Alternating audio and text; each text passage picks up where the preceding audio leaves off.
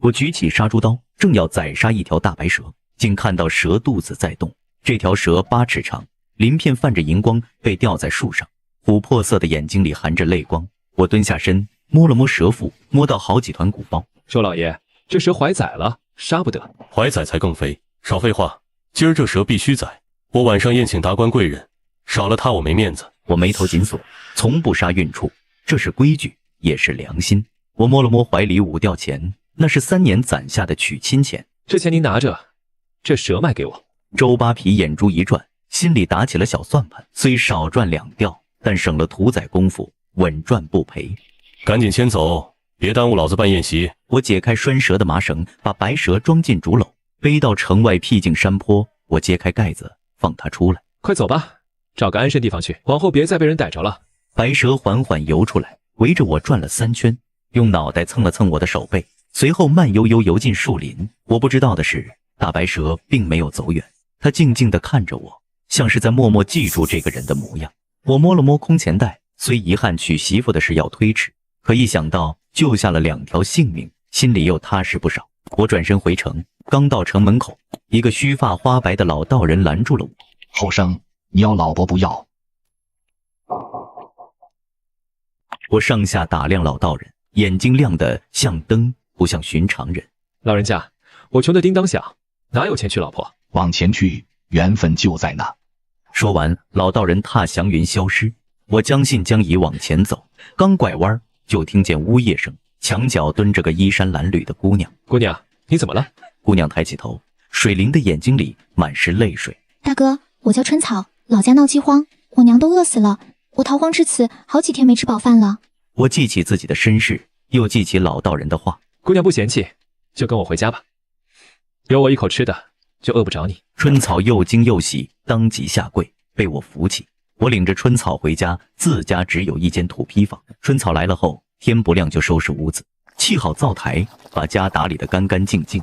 我每天挑着肉担子走街串巷，回家总能吃到热腾腾的饭菜。可我不知道，春草不是逃荒的，他爹是个落魄秀才，被诬陷入狱，病死在牢中。母亲跟着投了井，他是被邻居偷偷送出来的，连真名都不敢用。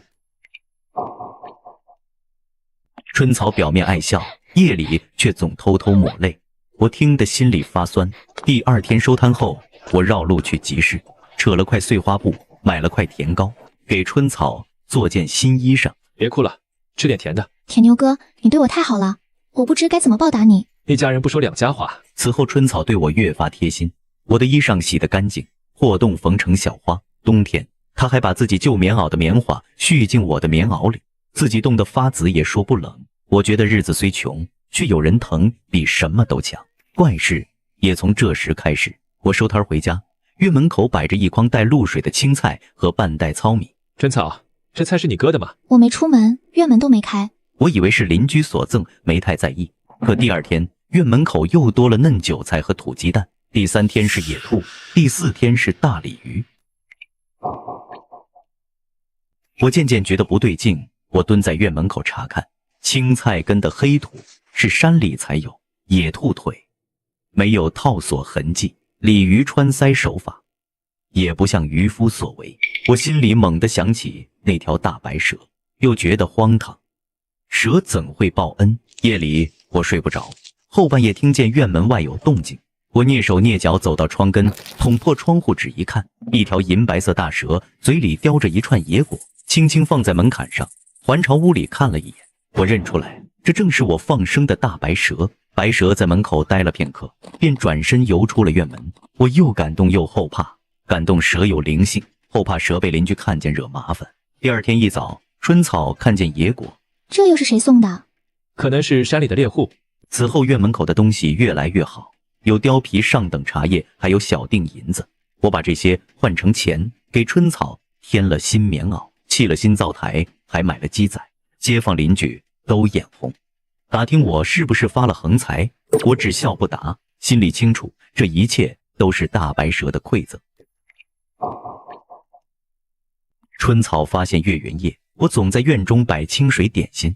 他问过我，我只含糊说敬天地，春草便不再多问。他心里却清楚，敬天地不会只摆清水，他自己也有秘密。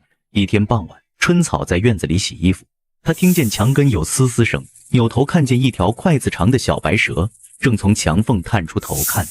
小白蛇不怕她，还绕着她的脚踝转了2圈，亲昵地蹭她的裤腿。春草心软，把小白蛇捧起来，藏在袖子里，带回屋，用碎碗片给它搭了窝，铺上棉花。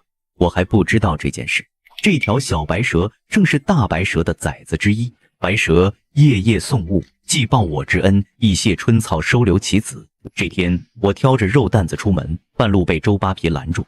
听说你过得不错，家里还养了个女人。这个逃荒来的姑娘，我可怜她，收留了几天。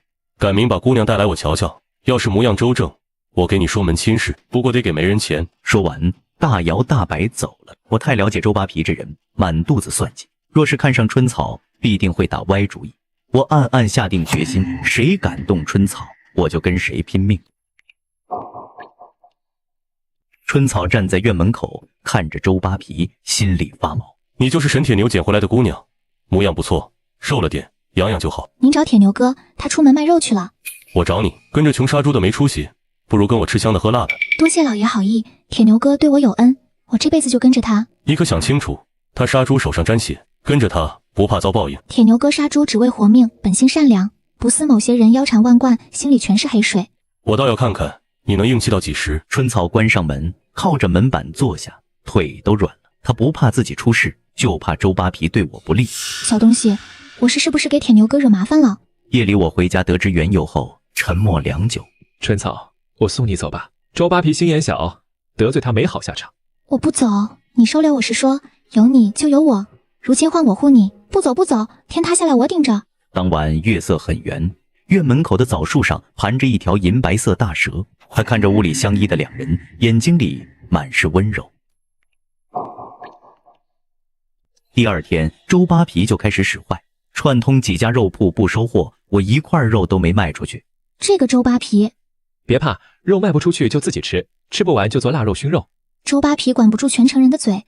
你说的对，咱不跟他一般见识。我把猪肉切成条，抹盐熏制。春草在一旁帮忙。小白蛇从他袖子里探出头，好奇地看着灶堂里的火光。我看见了，吓了一跳。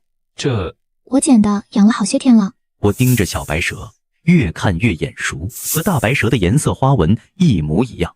我瞬间明白过来，却没戳破。养着吧，怪好看的。熏肉做了3天，满院飘香。邻居们闻着味儿过来尝，当场就要买。粮食、鸡蛋都可以换。一天下来，换了一堆粮食、鸡蛋。他不让卖鲜肉，咱就卖熏肉；不让在铺子里卖，咱就在家门口换。我看着春草，既觉得她好看，又觉得她聪明。娶媳妇儿的念头再次冒出来，可摸了摸空钱袋，又叹了口气。春草看出我的心思，低下头。铁牛哥，我不图你钱。我的心咚咚直跳。熏肉生意越来越好，我家的日子渐渐红火。周扒皮看在眼里，恨在心里。更让他咽不下这口气的是，春草竟敢当面顶撞他。这天傍晚，我刚收摊回家，院门砰的一声被踹开，春草正在灶台前忙活，吓得手里的勺子掉在地上。周扒皮，你要干什么？干什么？我来接我的小娘子过门，这丫头我看上了，今儿就要带走。你休想！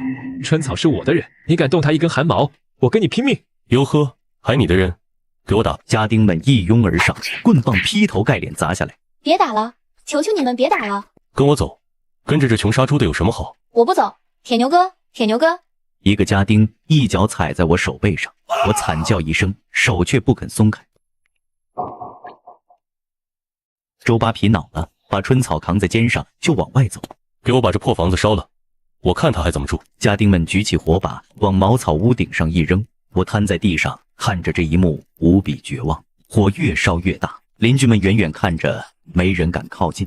我挣扎着爬起来，踉踉跄跄往火里冲，一只手从后面死死拽住了我。老道人一甩拂尘，天空忽然乌云密布，一道闪电劈下，紧接着暴雨倾盆，火被浇灭了。可房子已经烧得只剩几根焦黑的柱子。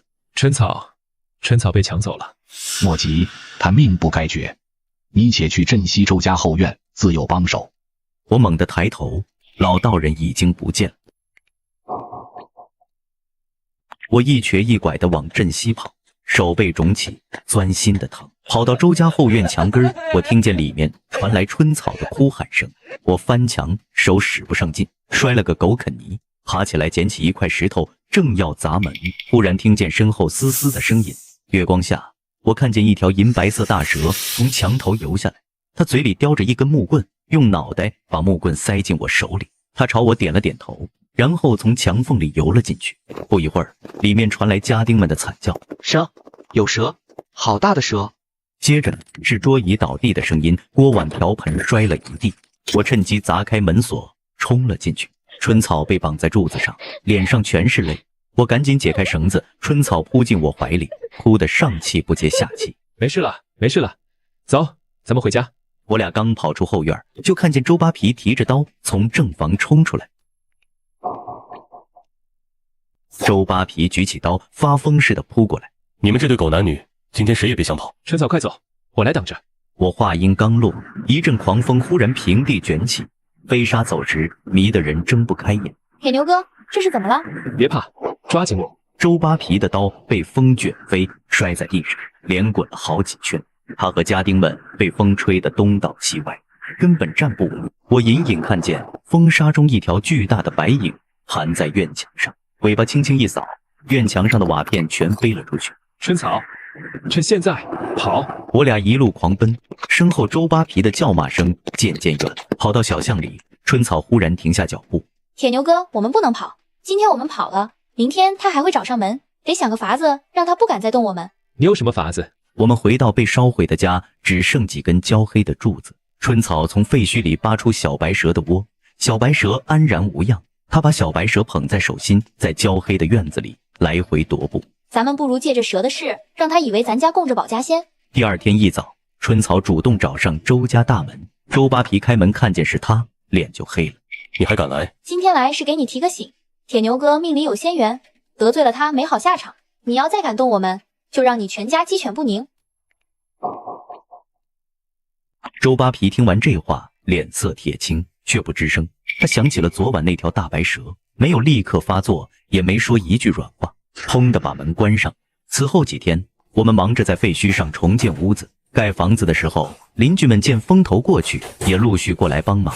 我白天砌墙，春草在废墟上架了口破锅，给大家做饭。铁牛哥，你说老道人是神仙吗？不知道，但他说咱命不该绝。咱们欠了大白蛇2条命，怎么还？等房子盖好，咱在院子里给他立个牌位。半个月后，新房子盖好了。我在院角枣树下用砖头和木板搭了个小神龛，摆上清水点心，就是最朴素的供桌。当天夜里，大白蛇又来了，它在神龛前盘成一团，看了很久。我鼓起勇气走出来，跪在离它3步远的地方。白娘娘，你的大恩大德，我神铁牛记住了。只要我活着，这碗清水就一直有。月光下，大白蛇缓缓转过头看着我。大白蛇没动，只是安静地看着我。许久，它缓缓低下头，从嘴里吐出一颗珠子。珠子不大，通体莹白，在月光下微微发光。大白蛇用尾巴尖轻轻一推，珠子滚到我脚边。我愣住了，这是传说中的内丹。内丹是蛇修炼一生的精魄，就这么给了我。我把它捧在手心，磕了好几个头。大白蛇转身游上枣树，消失在夜色里。我把珠子贴在胸口，感觉它在发烫。进屋后，我找了根红绳，仔仔细细把珠子缠好，藏在贴身的衣服里面，一刻也不离身。春草其实没睡，他趴在窗边，把这一切都看在了眼里。周扒皮心里直打鼓，嘴上却不认怂。不就是条蛇吗？还真能成精了。老爷，那碗我们亲眼看见的，那蛇有碗口粗，好几丈长。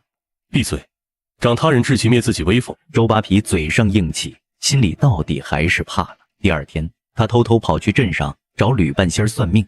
周老爷，您印堂发黑，最近惹了不干净的东西，是不是得罪了什么蛇虫精怪？胡说八道！我周某人行得正，坐得直，能得罪什么精怪？那您来找我算什么呢？我就是随便问问，你说说有什么法子能破？吕半仙捋了捋胡子，伸出3根手指。300两，我替您做法事驱邪。300两，你抢钱呢？那您另请高明。100两，不能再多了。200两，少一文不干。成交，但得先把蛇弄死，我才给钱。周扒皮回到家，越想越心疼那200两，他砸了个茶碗，把家丁全骂了一遍。末了，他冷静下来，眼里闪过一丝狠色，他准备给我下套。这天，我正在院子里熏肉，春草在一旁帮忙。这批熏肉成色好，应该能换不少粮食。等攒够了钱，给你扯身新衣裳。你先给自己买双鞋吧，脚趾头都露出来了。我皮糙肉厚的不打紧。我俩正说笑着，院门口忽然来了一群人。我抬头一看是周扒皮，但这回他不凶了，脸上堆着笑，手里还提着2盒点心。沈老弟，忙着呢。周扒皮，你又想干什么？误会，今天我是来赔不是的。以前是我不对，你大人大量，别往心里去。你周老爷会给我赔不是？太阳打西边出来了。过去的事不提了，今天我是来送礼的。春草姑娘，这2盒点心是我家厨子现做的，全当给你赔罪。我不要，你拿回去吧。拿着，往后咱就是好邻居。对了，沈老弟，有桩好事我得告诉你。什么好事？城里梅员外府上办寿宴，要100斤熏肉，我替你揽下来了，定金50两银子，就在这儿。周扒皮从怀里掏出一袋银子，沉甸甸的掂了掂。我心里明白，这人没安好心。春草在袖子里悄悄拽了拽我的衣角，可50两银子够我盖一间熏肉作坊了。梅员外是什么人？城里首富，人品没得说，他大后天就要用，你可得抓紧。行，这活我接了。爽快。不过有件事你得依我。什么事？梅员外信佛，寿宴上见不得血腥，你把杀猪刀扔了，拿新刀切肉。原来在这儿等着我。那柄杀猪刀是祖上传下的，也是大白蛇给加持过的。周扒皮这是听吕半仙说了什么，让我自己把刀放下。我看着他笑眯眯的脸，忽然笑了。好，听你的，换新刀。那就一言为定，大后天我亲自来收货。周扒皮放下银子和点心，领着人走了。我看着他的背影，把银子在手里掂了掂。今天是我大喜的日子。我转身回了院子，春草追上来拉住我。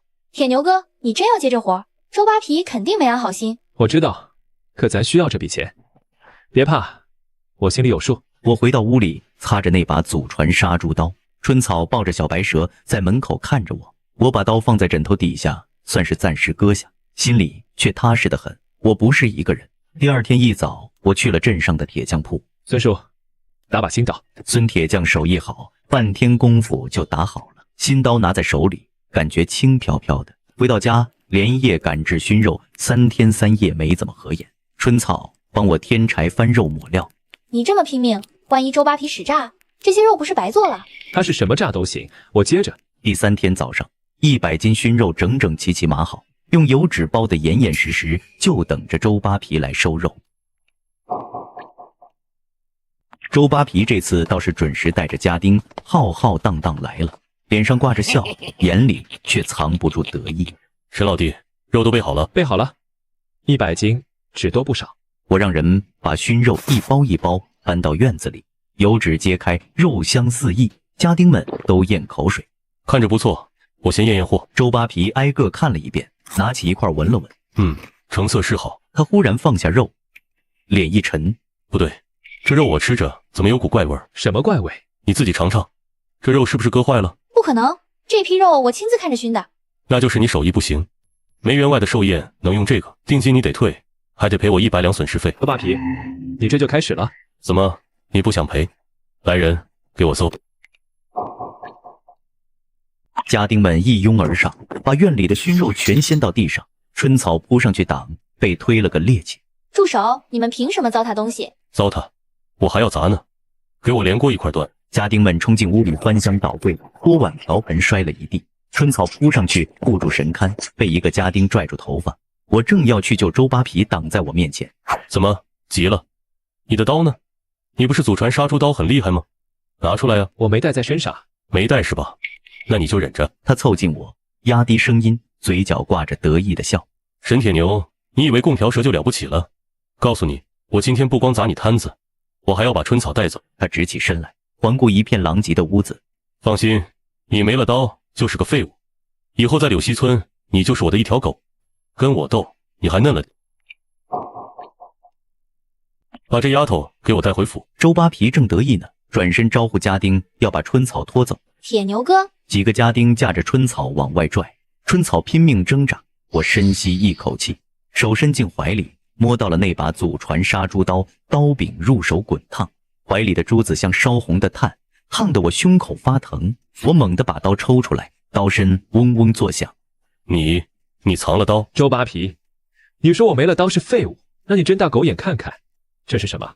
我话音未落，刀身忽然脱手飞出，屋里所有人看见那把刀在空中转了个圈，白光一闪，杀猪刀不见了，取而代之的是一条白色大蛇，碗口粗，浑身银鳞。它昂着头立在屋子中央，蛇是那条大白蛇。跑啊！家丁们连滚带爬往外跑。大白蛇缓缓低下脑袋，凑到周扒皮面前。周扒皮也想跑，腿却软了，离他的脸不到3寸。春草趁机挣脱，跑回我身边。铁牛哥，你的刀……别怕，看着。别吃我，沈铁牛，你让他走，我给你跪下。周扒皮，今天看清楚了，这蛇就是我沈家的保家仙，你再敢动我家一根手指头，它就不光是看看了。大白蛇像是听懂了我的话，尾巴轻轻一扫，院门边的石磨盘轰的裂成2半。周扒皮连滚带爬逃出院门，跑得比兔子还快。院子里安静下来，只剩下我和春草，还有大白蛇。大白蛇转过身游回屋里，再出来时嘴里叼着那把杀猪刀。他把刀轻轻放在我脚边，然后游上了枣树。草，从今以后咱家真的翻身了。周扒皮被打服了，从此见着我都绕道走。但这还不够，光靠熏肉赚不了大钱。我心里清楚，我家的猪肉比别人的香，可光我知道没用，得让整个镇上都知道。铁牛哥，咱得把猪养起来，1头猪是卖，100头也是卖。说得对，可咱没本钱。找镇上周厂长，他欠我爹人情。第2天，我俩去了镇上。周厂长是镇上最大的屠宰场老板，为人豪爽。听我们说明来意，他放下账本。春草丫头，你爹当年救过我的命，你开口，我肯定帮。养什么猪？乌鬃猪，我家的老品种。乌鬃猪那玩意儿长得慢，不划算啊。长得慢，肉才香，不信你尝一块。我从怀里掏出块熏肉递过去，周厂长切了一小片，放嘴里嚼了2下，眼睛忽然瞪圆了。这肉怎么这么香？你加了什么料？什么都没加，就是乌鬃猪肉。不可能，这肉质比得上贡品。周叔，我们没骗你，你要是肯投资，养出来的全是这个味儿。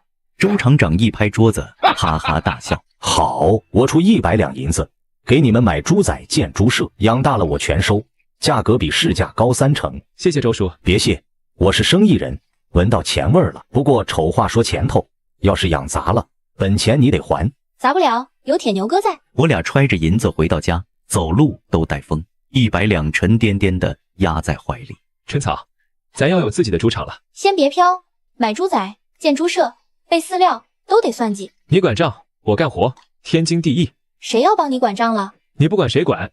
我媳妇可说了。谁是你媳妇？春草红着脸追着我打。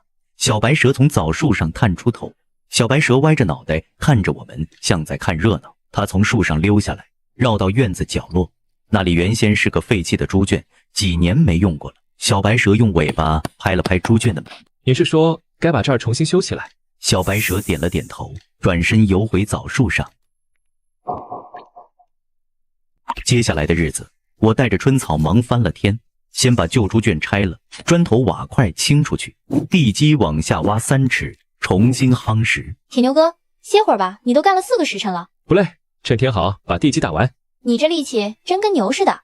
牛有什么不好？能干活就行。自己和泥，自己搬砖，自己上梁。春草在一旁递水递饭，帮我打下手。邻居们路过都看傻了。沈铁牛一个人盖猪场，这不是吹牛吧？你去看看，3天功夫墙都起来了。砖不够了，我去镇上拉。车陷在村口泥坑里，我连车带货一块扛了出来。春草在村口等着我，看见这情景直摇头。铁牛哥，你是不是吃了仙丹了？没吃仙丹，吃的是你做的饼。我做的饼能有这功效？那可不，你做的饼神仙都馋。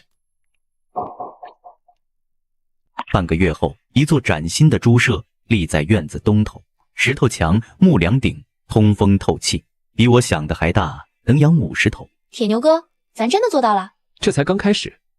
走，去镇上挑猪仔。当天下午，我俩去了周厂长的屠宰场。周厂长亲自带我们去种猪场挑猪仔。30头品相极好的乌鬃猪仔活蹦乱跳。沈老弟，猪仔我给你挑最好的，养好了，往后我这屠宰场只收你的猪。周叔放心，包你满意。猪仔运回柳溪村那天，整条村都来围观。周厂长亲自跟车过来，绕着猪舍转了好几圈。他东摸摸墙，西敲敲柱子，眼里全是意外。这猪舍是你一个人盖的？是，喝了点泥巴火。你小子可以啊，比他自己厂里的还规整。猪仔入了圈，我的日子更忙了。天不亮就起来煮猪食、拌料、添水、扫圈。春草把小白蛇放养在猪舍里，说是能镇温。老话说蛇进猪圈，百病不犯。它可不是普通的蛇，它是咱家的财神。小白蛇盘在房梁上，懒洋洋地吐着信子。说来也怪，别人家猪仔头1个月容易拉稀掉膘，我家的30头乌鬃猪个个皮红毛亮，吃得多，睡得香，长肉快。2个月下来，每头都蹿到了40-50斤。春草拿着账本，一头一头称，一头一头记，平均增重比寻常猪快了3成。照这个速度，年内就能出栏。我就说吧，乌鬃猪配上咱家这地气，天生是长肉的料。跟地气没关系，是你一天喂5顿喂出来的。那你也喂了4顿。我那1顿是帮你试咸蛋。村里人见我的猪养得肥壮，开始背后议论。有人说是饲料好，有人说是运气好，更多人说沈铁牛家供着蛇仙，邪门得很。这话传到了周扒皮耳朵里，他心里还在打鼓。周扒皮上次被大白蛇吓得不轻，躺在床上一动不动好几天。事后把吕半仙找来训了一顿。吕半仙说他道行不够，建议去请清风山的道士。周扒皮信了，派人去清风山找，可一个都没来。眼看着我的猪一天比一天壮，他心里越发不是滋味。周扒皮消停了好一阵子，秋收时节却又坐不住了。他听说我家的乌鬃猪膘肥体壮，周厂长要高价全收，心里那股火烧得他整宿睡不着。那个沈铁牛凭什么他能发财？不就是仗着那条蛇吗？老爷，要不咱也供一条？放屁！我周某人能学他？周扒皮嘴上骂着，心里却盘算起来。他让家丁偷偷去我猪舍外头转悠，看我是怎么喂猪的。家丁回来报告说，沈铁牛一天喂5顿，顿顿不一样，还说那蛇在房梁上盘着，像在盯着猪。周扒皮听完想了半天，忽然一拍大腿：有了，他不是猪养的好吗？我就买几头病猪，趁他不注意混进他圈里，一头病猪能传染1圈，看他还能得意。老爷，这招很是狠，可怎么混进去？那就想办法。你脑子是摆设吗？周扒皮亲自去了趟牲畜市场，转了好几圈，专挑咳嗽、蔫巴、毛色发暗的病猪。卖主都以为他脑子坏了，便宜甩给他5头，一头才2两银子，比杀猪价还贱。回去拿药吊着，别让他们死在路上。是，老爷。这天我正在给猪添料，春草跑过来拉我袖子：铁牛哥，村口有人拉了5头猪，看着不对劲。怎么了？那猪走路都打晃，眼睛是红的。我放下料桶，擦了把手，有我在，一头病猪都别想混进来。果然当天晚上，周扒皮就让人把5头病猪赶到了我家猪舍旁边。夜深人静，月亮被云遮得严严实实，动静小点，别让人听见。老爷，这猪都快站不住了。站不住就抬进去，快！我在屋里听见猪舍方向有动静，披上衣服就往外走。春草也醒了，提着灯笼跟在我身后。是猪在闹吗？不像是自家的猪叫，声音不对，别出声。走。我俩摸黑走到猪舍外，远远看见2个人影在猪舍门口鬼鬼祟祟，地上躺着几头猪，呼哧呼哧喘着粗气，听着就不对劲。是病猪。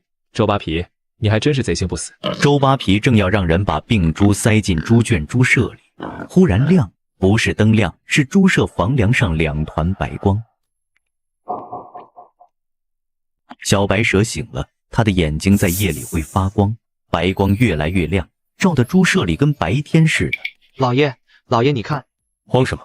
一条蛇。小白蛇从房梁上游下来，尾巴轻轻一扫，5头病猪像被什么东西惊了，挣扎着站起来。它们不往猪圈跑，反而掉头朝周扒皮冲过去。周扒皮吓得一屁股坐在地上，被病猪从身上踩了过去。啊，我的腿！我的腿！老爷快跑！那蛇过来了！那五头病猪一口气跑到村口，直接冲进了周扒皮家的院子。第二天早上，周扒皮推开门一看，五头病猪横七八竖躺在他家院子里，全死了。周扒皮那张老脸都绿。周扒皮这回是真急眼了，五头死猪横在院子里，臭气熏天。他让人把死猪拖走埋了，自己在屋里摔了一整天东西。沈铁牛，我不把你整垮，我就不姓周。老爷，那蛇太邪门了，咱斗不过啊。斗不过，那是你没找对法子。去，把吕半仙给我叫来。吕半仙来了，周扒皮把门关上，两个人嘀咕了好半天。吕半仙捻着胡子翻了本破旧的黄历。周老爷，那蛇不是凡物，是沈家祖上保家仙，硬碰肯定不行，得用巧的。怎么个巧法？蛇最怕雄黄，您弄10斤雄黄粉撒它猪舍里，蛇一闻到必定逃走。周扒皮立刻让人买了10斤雄黄粉，装了2大麻袋，大白天带着人明晃晃的来了。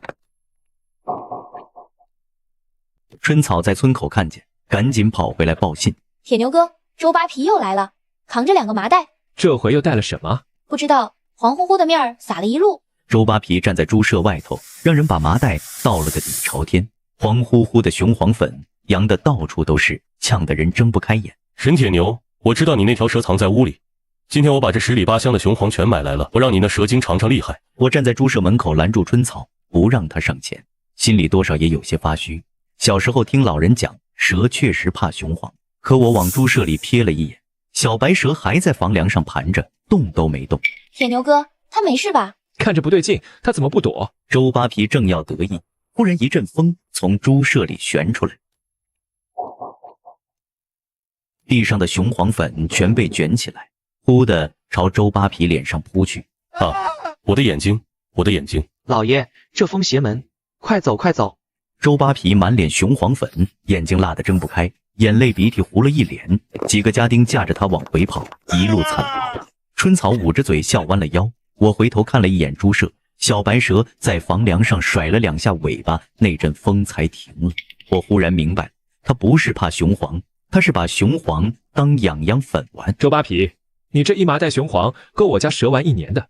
小白蛇懒洋洋地吐了吐信子，好像随时准备再来一发。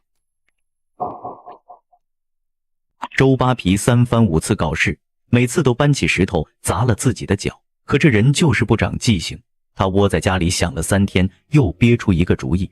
既然弄不死他的猪，我就弄臭他的名，让全镇的人都不敢买他的猪肉。他跑到镇上药铺，找到方掌柜。方掌柜，给我抓1副药。什么药？巴豆，药最烈的那种。周老爷，这玩意儿吃多了要命的。不是给人吃，你别管，照抓就是。周扒皮那边偷偷摸摸买巴豆，我这边春草也听到了风声。铁牛哥，周扒皮买了半斤巴豆。巴豆，他想干什么？还能干什么？肯定是想给咱家猪下药。半斤巴豆下去，猪不死也得脱层皮。这人真是坏到骨子里了。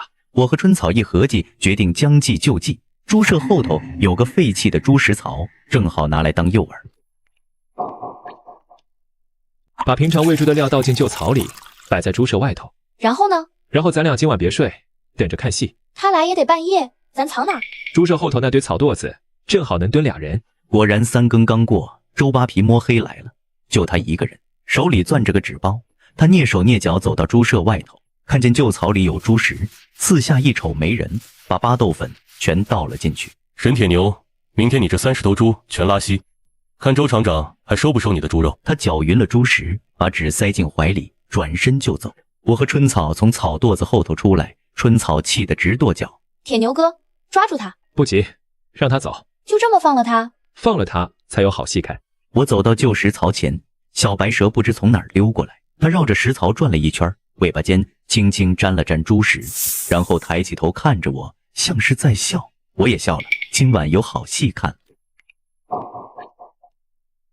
第二天一早，我跟春草守在猪舍外头看情况，旧石槽里的猪食还在，上面落了几只苍蝇。铁牛哥，这猪食周扒皮没带走，他下的药白费了。别急，你看那是谁？我朝远处一指，周扒皮家方向跑来一个家丁，家丁跑得上气不接下气，到跟前扶着膝盖喘。